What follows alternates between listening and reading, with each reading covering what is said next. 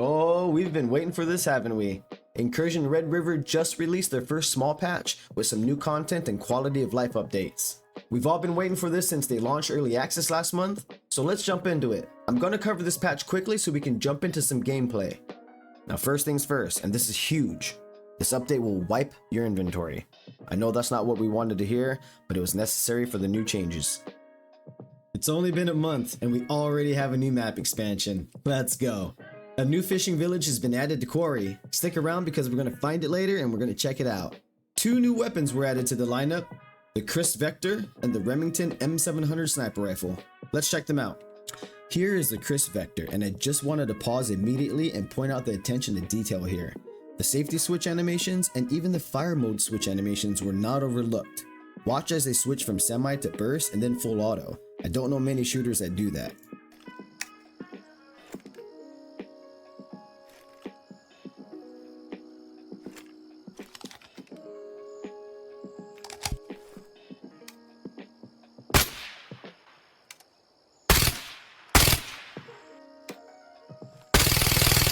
My god, this thing looks like it's gonna melt enemies. Let's go!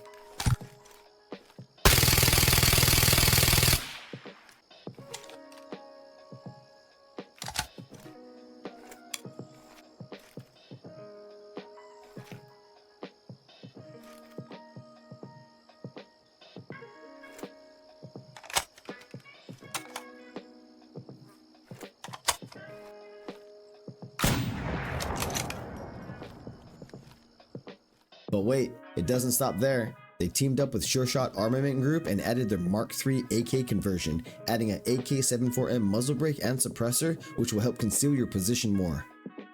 Moving on to gameplay changes. They nerfed the painkillers. They reduced the healing amount and the general availability. It should feel less forgiving to be hit, as the painkillers right now are very easy to consume, and they've taken steps to compensate for that.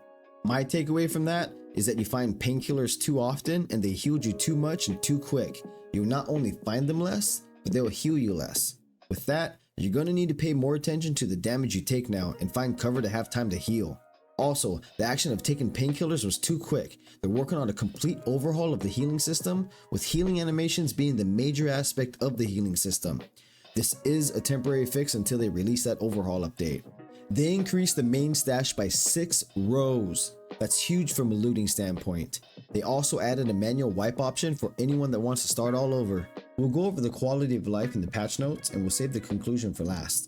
Onto the patch notes. Now remember, this update will wipe your inventory. They added a new village area to Quarry. I think everyone's going to be stoked to have a new area to explore. They added different spawn points. New spawn points will be refreshing. No starting in that same spot every raid. They added standard belt, movable targets to the hideout, a session option to toggle friendly fire on and off. This is a big deal as well. No one likes accidentally killing their teammate crossing in front of you. They added free look. Free look is a very nice feature to have. You never know until you get to use it. Reduced AI footstep noise alert radius. It'll be nice to not trigger the AI from so far, that's for sure. Reduced painkiller healing amount from 60 HP to 25 HP. That's less than half of what it was, meaning it's going to take more meds and time to heal the same amount of HP, so find cover. Painkiller spawn count and vendor count from 2 to 1. Increased stash slots. Removed backpack stacking. No more stacking backpacks. Bunch of quality of life things. Adjusted run animation and weapon position. I don't think I ever noticed that. Adjusted several weapon attachment dimension to be more streamlined. Not quite sure what that is either. Updated inventory UI and font. I'm curious to see what the user interface and font's gonna look like now. Weapon attachment materials. Not quite sure what that is either. Updated DLSS to version 3.7. I'm really curious how this is gonna affect all the NVIDIA GPUs out there. Improved the leaning poses. I like when any of the shooters have the leaning option, so I'm curious to see how they improve the leaning poses. Improved item icons quality. NVG's visibility and brightness. Now we'll have to test that out. Improved inventory management. Easier drag and drop. Improved performance by reducing VRAM usage on Quarry. That's huge for a lot of people that have either minimum builds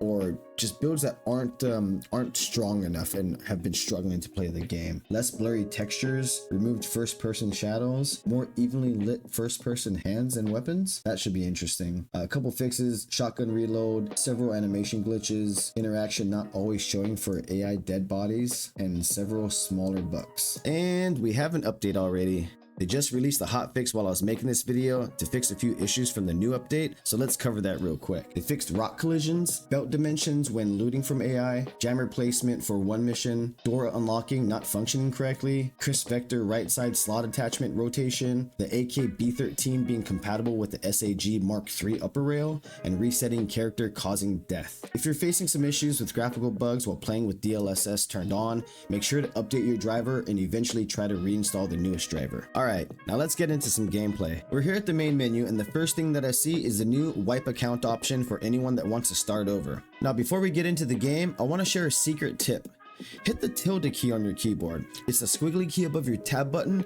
This will bring up the console command prompt on the bottom of the screen. When you see this, type stat space FPS and hit enter.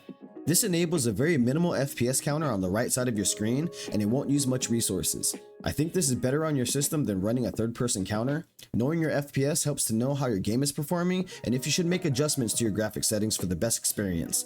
60 FPS or higher is ideal. The movable targets at the shooting range is a nice addition. You can move the targets back with these buttons right here, but you can't bring the target back until it has reached the end. You can only bring it back halfway. That is the farthest end, and this is halfway.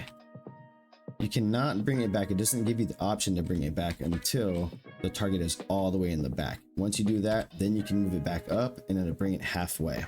It'll be nice to be able to bring the target all the way back while retaining the shots on the target so you can inspect your shots better like on a real range. In addition, it'll be nice to have a meter counter to know the distance of the target as well. Jumping into the settings, we see the free look key is L.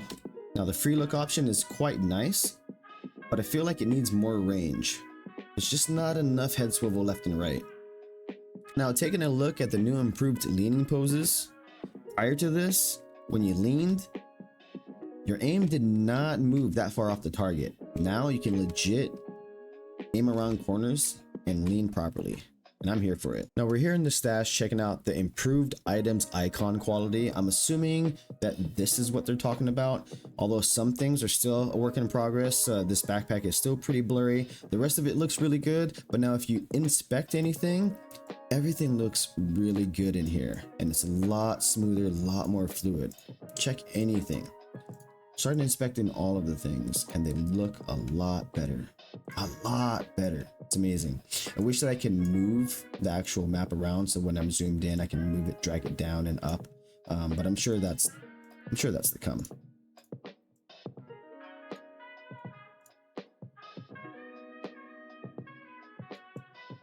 It looks great, to be honest.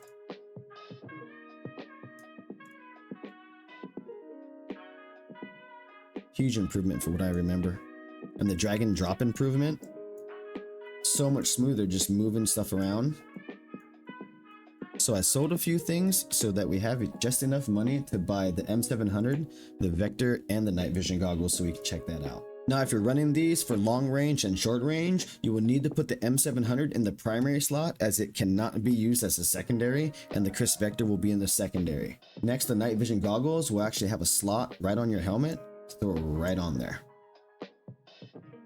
Oh, well, we did spawn in a new location. This is awesome. So this is one of the extracts.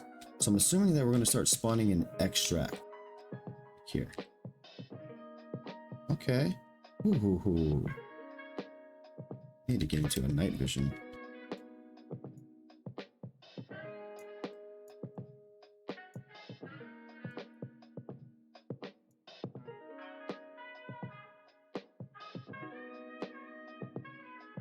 Oh,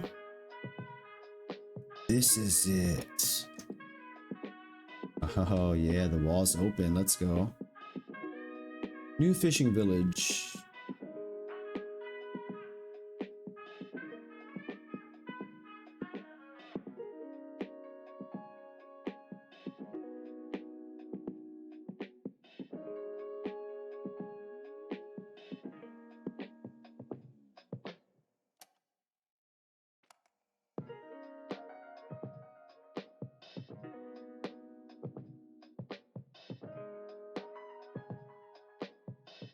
Let's extract.